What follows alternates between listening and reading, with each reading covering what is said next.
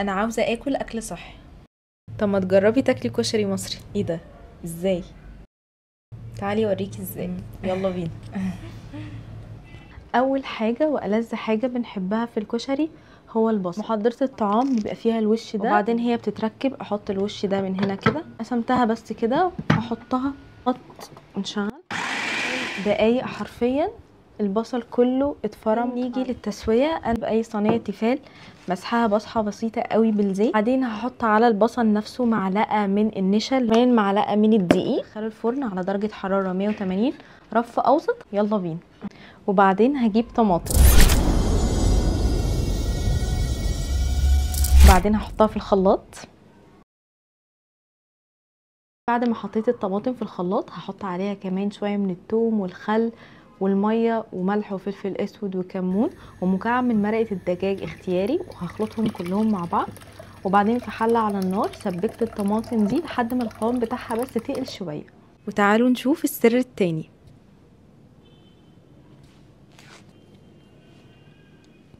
وهي كمية العدس بجبة والحمص اللي احنا هنستخدم منهم 3/4 كوباية مقارنة بالنشويات التانية اللي هنستخدم منها توتال نص كوباية بس. تعالى اوريكم ازاي. بعدين نيجي للحاجة بعد كده وهي العدس بجبة.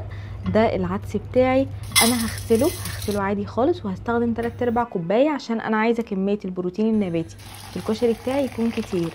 وبعدين هسلقه في كميه ميه كبيره كاني بسلق مكرونه مثلا، علشان الميه بتاعته انا هستخدمها ان انا اعمل الرز والشعريه. وبعدين بعد ما العدس استوى صفيت الميه منه واخد تقريبا تلت ساعه. جبت حله حطيت فيها معلقه بالسمنه، حمرت فيها شويه من الشعريه، وحطيت الرز مع رشه من الملح والفلفل الاسود وشويه كمون وقلبتهم، واحط مكعب من المرق اختياري. وبعدين الميه اللي انا سلقت فيها العدس هي اللي انا هغطي بيها الرز. اهم حاجه يكون الميه دي سخنه كويس علشان الرز ما يعجنش. واحط كمان شويه من الميه السخنه من الكاتل، هغطي بس سنتي فوق الرز واسيبه على نار عاليه واغطيه. وبعدين بعد ما يتشرب كويس ههدي النار خالص واغطيه لحد ما يكمل سوا براحته خالص. ويلا بينا نبني الطبق. المقادير دي هتكفي واحد طبق.